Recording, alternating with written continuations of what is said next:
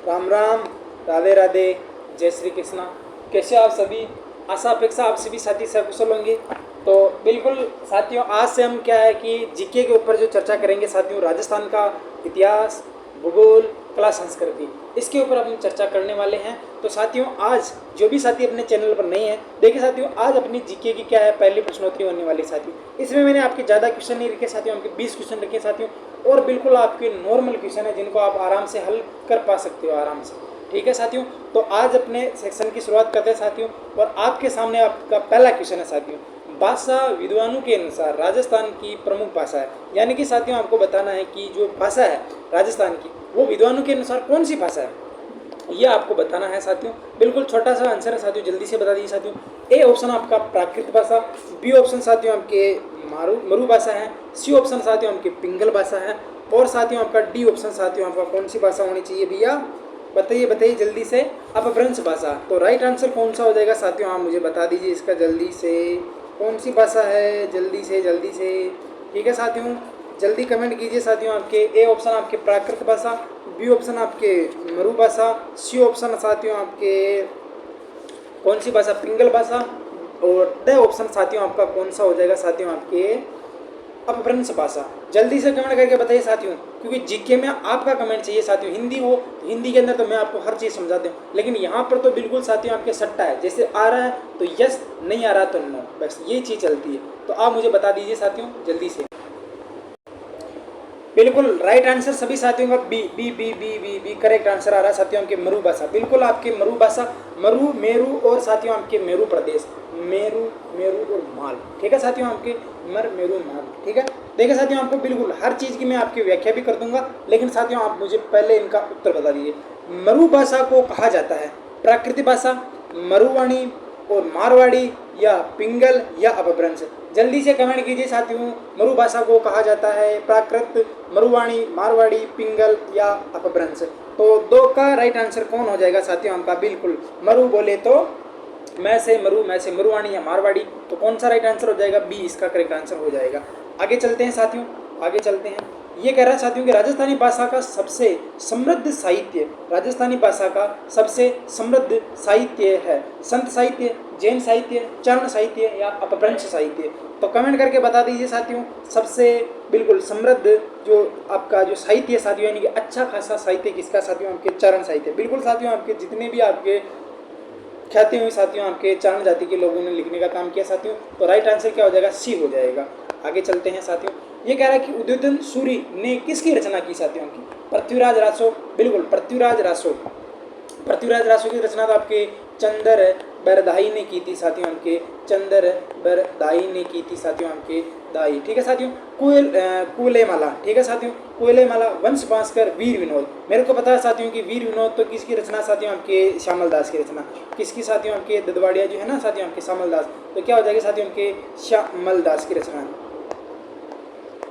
ठीक है साथियों, वंश भास्कर, वंश भास्कर सूर्यमल की रचना साथियों आपकी। ये तो आपकी सूर्यमल की रचना। कुएले वाला, ये साथियों आपके 18 भाषाओं का साथियों आपके इसके अंदर आपका जिक्र मिलता है साथियों। तो ये रचना किसकी साथियों? आपके बिल्कुल तो चार का राइट आंसर क्या हो जाएगा साथियों? आपका बी हो जाएगा।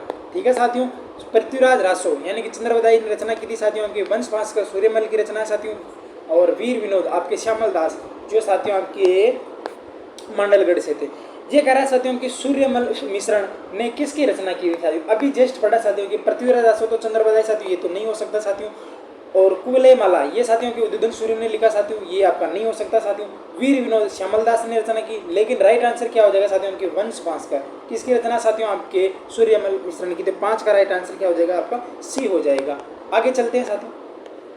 ये कह रहा है साथियों कि श्यामल दास ने किसकी रचना की साथियों? बिल्कुल नॉर्मल सा क्वेश्चन है साथियों आपके सामने, यही क्वेश्चन आपको सीटी में देखने मिलेंगे साथियों। श्यामल दास ने किसकी रचना की साथियों? उनके वीर विनोद की थी साथियों। और मोस्ट और इम्पोर्टेंट याद रख लेना इनको। ठीक है साथियों, और ये कह रहा है कि आपकी शुक्र नीति के अनुसार, शुक्र नीति के अनुसार कितने दुर्ग साथियों? देखिए साथियों, आपके मनु के अनुसार भी बताए साथियों आपके।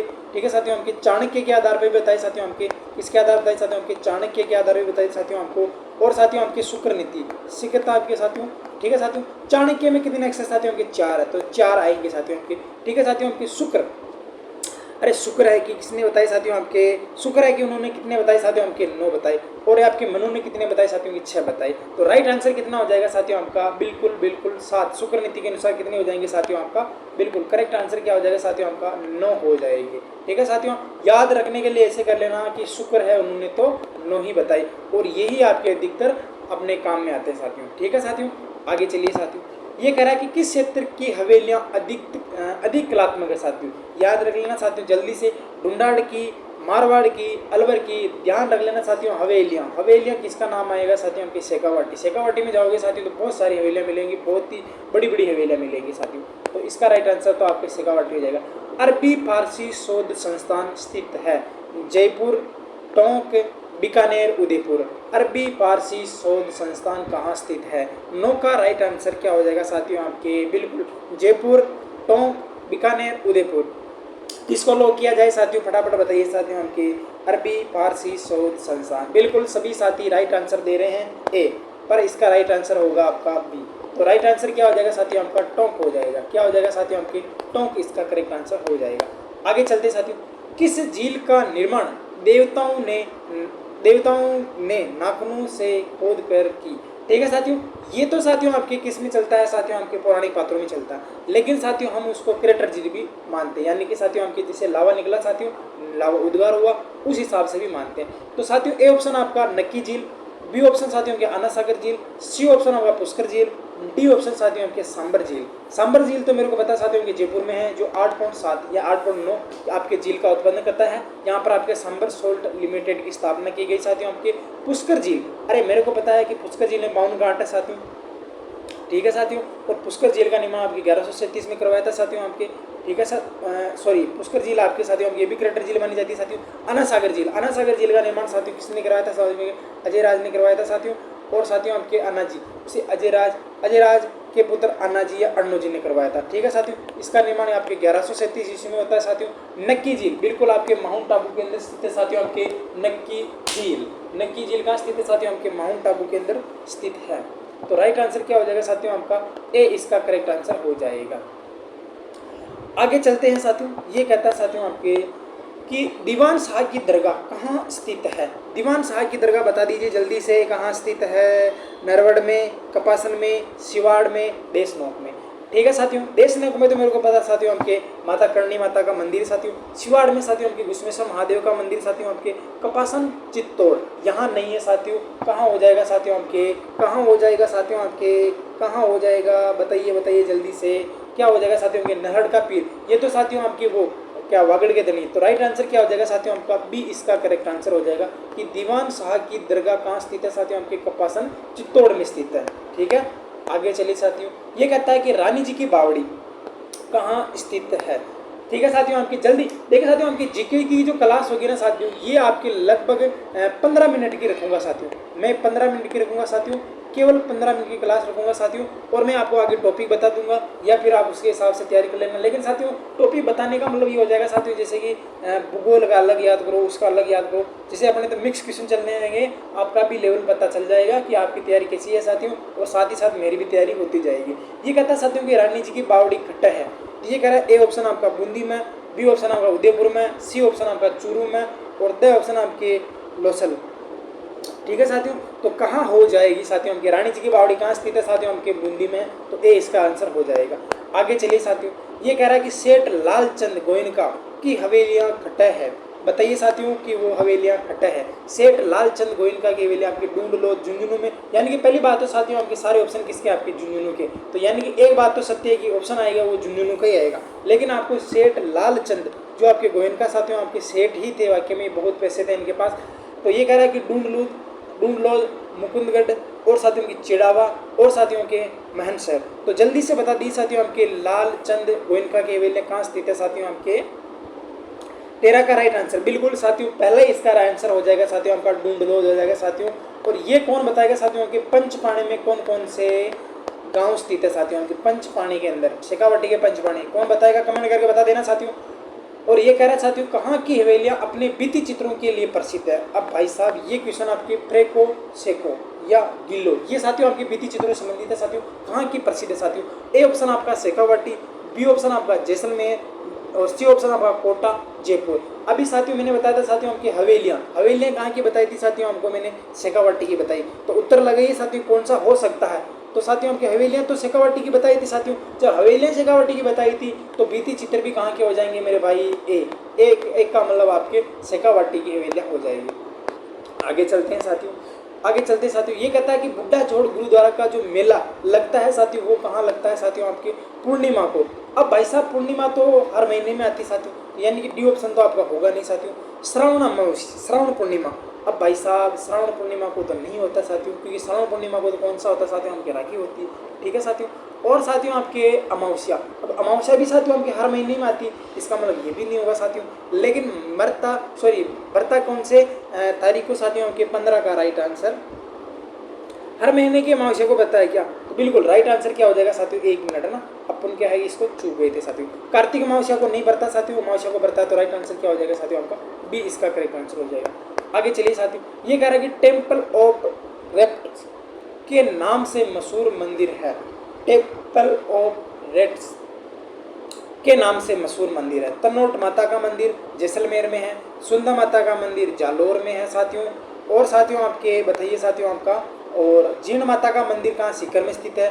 और साथियों में कर्णी माता का मंदिर देशनोक में है। जल्दी से बता दीजिए साथियों आपका टेम्पल ऑफ रेड्स के नाम से जो मंदिर है वो कहाँ है। 16 का राइट आंसर बिल्कुल माता कर्णी मंदिर देशनोक बीकानेर, कहाँ हो जाएगा साथियों आपके देशनोक बीकानेर में इसका मंदिर स्थित है। ठीक है साथियों, तो राइट आंसर क्या हो जाएगा, बी हो जाएगा। आगे चलते हैं साथियों, ये कहता है साथियों कि सोनार किला या गोल्डन फोर्ट कहाँ जाता है, यानी कि कहने का मतलब साथियों आपको सोनार का किला गोल्डन फोर्ट किसे कहते हैं, जैसलमेर दुर्ग को, ठीक है साथियों आपके दुर्ग को, पटनेर दुर्ग को, तारागढ़ दुर्ग को, सिवाना दुर्ग को, सोनारगढ़ गोल्डन फोर्ट। यानी कि साथियों गोल्डन का मतलब साथियों की सूर्य की जब लालिमा चमकती है तब ऐसा लगता है कि यहाँ पर क्या पड़ा है साथियों आपके सोने का डगड़ा पड़ा है, यानी कि सोने का किला। तो कौन सा हो जाएगा साथियों आपके 17 का राइट आंसर, यानी सोनारगढ़, जैसे सोनारगढ़ जैसे जैसलमेर हो जाएगा। ठीक है साथियों आपकी स्वर्णगिरी, याद रख लेना आपके क्या हो जाएगा साथियों की सुवर्णगिरी पूछ ले तब क्या हो जाएगा, जालोर हो जाएगा। ठीक है साथियों, सोनार किला तो ये हो जाएगा।